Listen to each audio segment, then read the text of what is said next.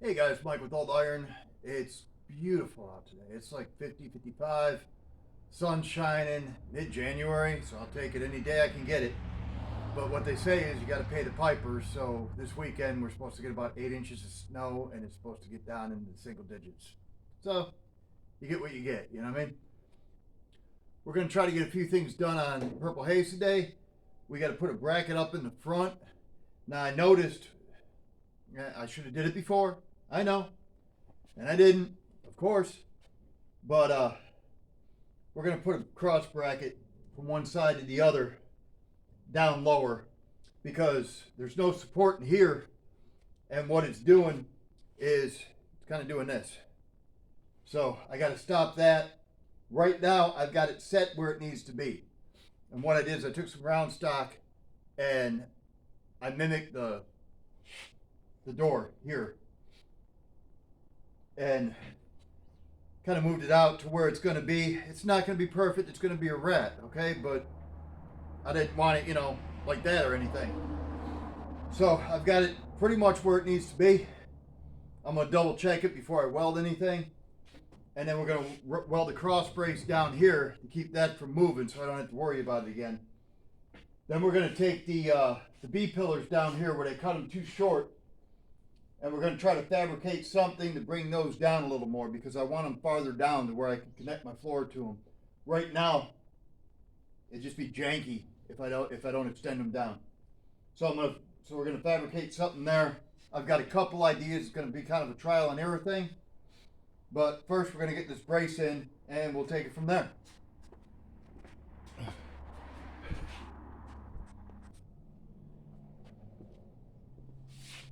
Now, what I'm going to do for the cross brace is I'm going to take a couple of these shorter pieces of angle iron.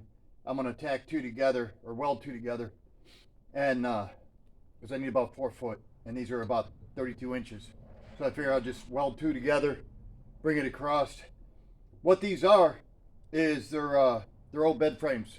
Now, anytime I see these laying out for garbage day or spring cleanup, garage sales, whatever, I'll pick them up, throw them in the back of the truck.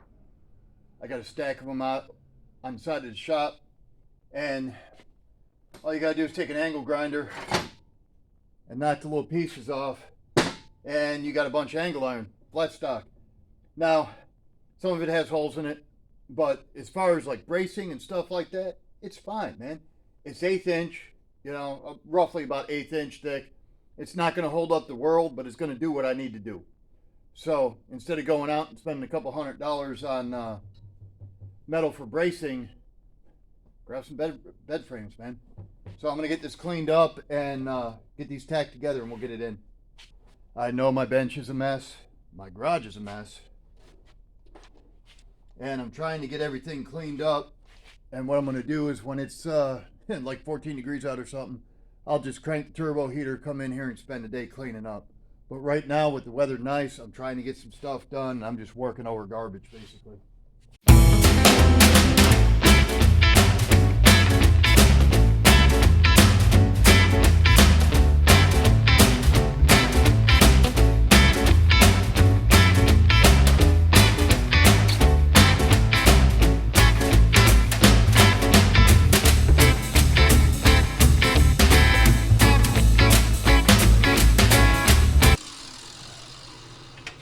Now last night, or yesterday afternoon, I was talking to my buddy, Reese, and he made the comment that when he was building his race car, he tried to make it a point to go out there and do something every day. And really with these cars, you really have to. Now, I'm old, I'm lazy, I don't want to be out here every day. Well, I do, but my body sometimes tells me otherwise, especially after the accident. So if it's 30 degrees in this 30, 40 degrees in this garage with the heat going, I ain't gonna be out here. We'll find other things that we can get done, or I'll work in the attached garage to the house. But you got to. So many people start a project and they'll tear that damn thing all the way down and start doing a little bit of body work, and then they stop. And then 5 years later, they'll do a little more, and they stop. And 5 years after that, they'll do a little more, and they stop. Next thing they know, they got a half-built car, and they're 70 years old. So, unless you have the bankroll to take it somewhere and have somebody do the frame, do the suspension, and then bring it back, and, you know, somebody dip the body and do the body work, and yada, yada, yada, and all you're doing is little nicky-picky stuff here and there, you know, like putting lights back in and, you know, putting the interior back in it, and the chrome pieces. God bless you. I mean, you know, I wish I could, you know, not, well, yes and no, but some days I wish I could. But you just got to keep going on them. And even when you don't want to, even when you feel kind of sore and crappy, come out here, try to get something done. Because whatever you get done today is that much less you got to do tomorrow. That's the phrase of the day.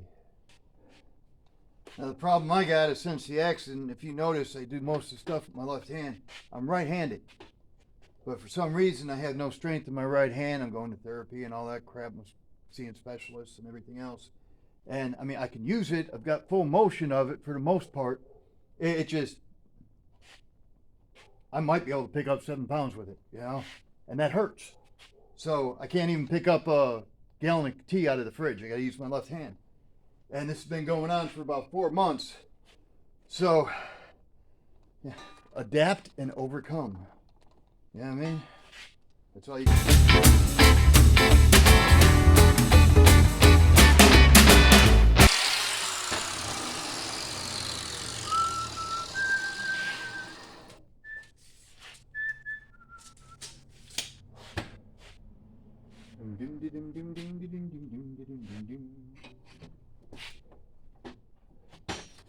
Let's see if we can get this puppy to move. Matter of fact, that's that piece of round stock I was talking about that I bent for the contour of the door. And it seemed to work. Seemed to work good enough, you know. Let's see. It's just gonna be a pain all the way around, ain't it? That's all I need. Just needed to get past that sandblasting cabinet. Oh, yeah, that don't work. I mean, no matter how much it hurts, I still try to do crap with my right hand. And I mean, I need to, I just can't forget about it. But in the same sense, just out of habit, I'll go do something. I'll try to do it right-handed. And then, trust me, I suddenly remember.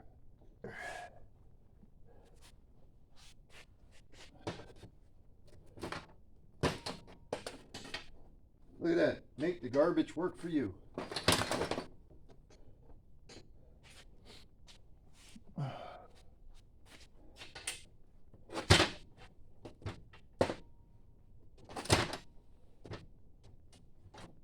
Figure out where I need to be here.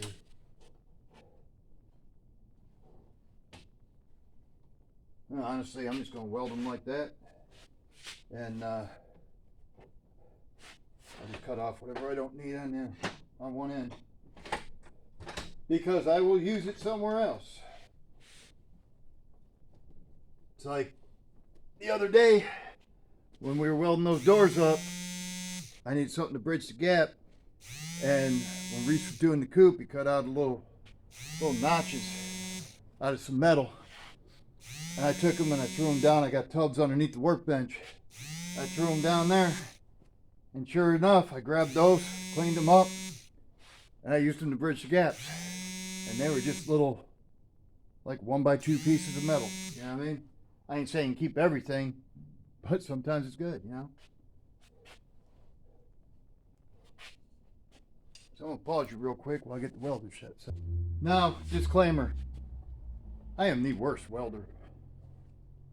But I'm learning and I'm trying. Now, it's the oddest thing. One day I can come out here and I can run perfect beads, good penetration, the whole 9 yards.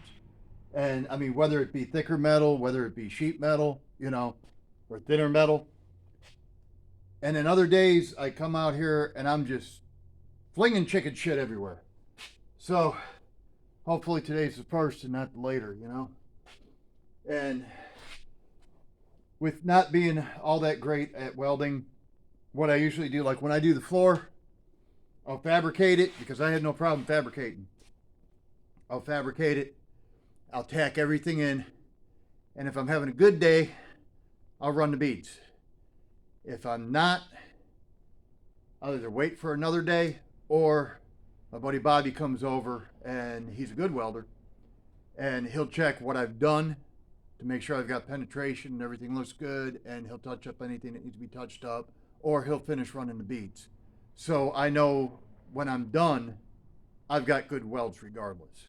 So it's not like, I mean, if you see me fling chicken shit here, it's just because I'm putting in a brace. You know, it's not structural, it's not staying in there. It's just to hold it still until I get the floor in, you know? So, just want to say that.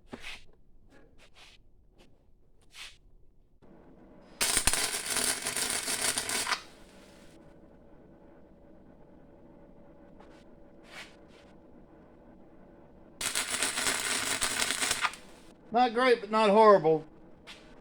It'll work for what we're doing today. I'm turn the heat down just a little bit.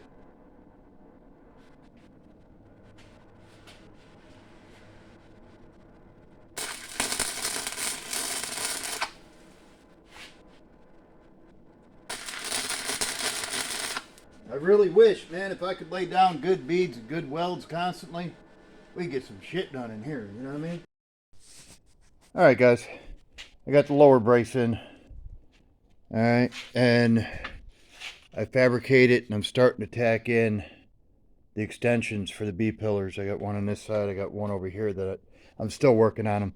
I'm going to finish those up and I'm going to call it a night. It's been it's been a long day. If you want to keep following along and want updates on Purple Haze here, please subscribe, like the video, give it a thumbs up, man. I'd appreciate it. And I appreciate all you guys, and we will see you soon.